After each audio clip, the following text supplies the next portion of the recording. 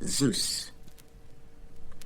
Kronos, father of the gods, who gave his name to time, married his sister, Riya, goddess of earth. Now Kronos had become king of the gods by killing his father, Olympus, the first one. The dying Olympus had prophesied, saying, "You murder me now and steal my throne, but one of your own sons will dethrone you, for crime begets crime." So Kronos was very careful. One by one, he swallowed his children as they were born. First, 3 daughters, Hestia, Demeter, and Hera. Then 2 sons, Hades and Poseidon. One by one, he swallowed them all. Riya was furious. She was determined that he should not eat her next child, who she felt sure would be a son. When her time came, she crept down the slope of Olympus to a dark place to have her baby.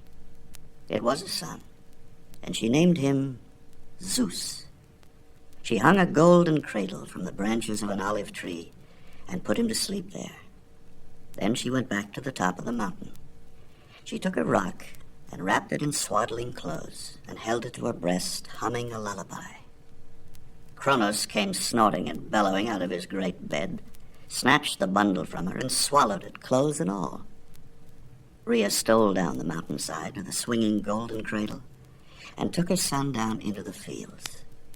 She gave him to a shepherd family to raise, promising that their sheep would never be eaten by wolves. Here Zeus grew to be a beautiful young boy, and Kronos, his father, knew nothing about him. Finally, however, Riya became lonely for him and brought him back to the court of the gods, introducing him to Kronos as the new cupbearer. Kronos was pleased because the boy was beautiful. One night, Riya and Zeus prepared a special drink. They mixed mustard and salt with the nectar. Next morning, after a mighty swallow, Kronos vomited up first a stone, then Hestia, Demeter, Hera, Hades, and Poseidon, who, being gods, were still undigested, still alive. They thanked Zeus and immediately chose him to be their leader. Then a mighty battle raged. Kronos was joined by the Titans, his half-brothers, huge, twisted, dark creatures taller than trees, whom he'd kept pent up in the mountains until there was fighting to be done. They attacked the young gods furiously. But Zeus had allies too. He had gone to darker caverns, caves under caves under caves, deep in the mountainside, formed by the first bubbles of the cooling earth. Here Kronos, thousands of centuries before, a short time in the life of a god, had pent up other monsters, the one-eyed Cyclops and the 100-handed ones. Zeus unshackled these ugly cousins and led them against the Titans. There was a great rushing and tumult in the skies. The people on earth heard mighty thunder and saw mountains shatter. The earth quaked, and tidal waves rolled as the gods fought. The Titans were tall as trees, and old Kronos was a crafty leader. He attacked fiercely, driving the young gods before him. But Zeus had laid a trap.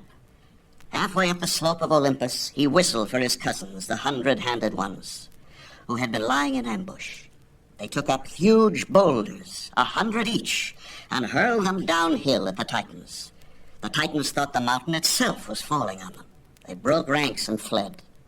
The young goat god Pan was shouting with joy. Later he said it was his shout that made the Titans flee. That is where we get the word panic. Now the young gods climbed to Olympus, took over the castle, and Zeus became their king. No one knows what happened to Kronos and his Titans. But sometimes mountains still explode in fire, and the earth still quakes, and no one knows exactly why.